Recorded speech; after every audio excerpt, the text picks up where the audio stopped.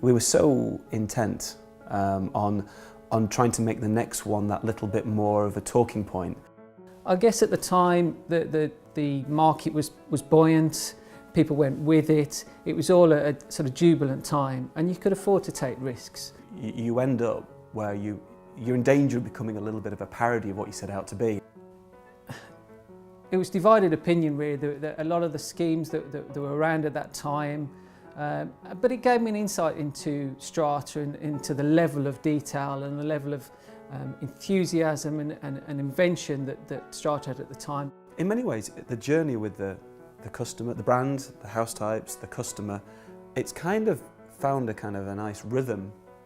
But bringing people along with you during a 10-year period is tough, especially when there's an almighty crash in the middle of that process. There was a time where people were catching us up. There was a time where people were looking at our designs and taking notes. You know, I found them sat in show homes and they were looking. And I know that that's the way the world works. People are always taking, as soon as something hits the catwalk, 1,000 cameras send an email to somebody else to get it out onto the shelves. That's the way the world works. We think we're here again with a new look, a new feel again. Our development of passion is creating a repeat of history. We actually feel just as excited, perhaps more so because we've got a much stronger base. We're not inventing the wheel, we're actually building on top of what we've created. I have to go to restaurants, I go retail shopping, hotels, watch films. It's about finding out about people. I speak to my friends, my parents. I'm in a certain situation in my lifetime, but you know, I don't know about people who are of different ages, different circumstances. I have to gain all that information. It's just been that half pace ahead that creates the excitement. And I think we've found that happy medium in a still a tough environment. But what's been great is that I just think it sits in a very sort of measured way, right with us and right with the customer.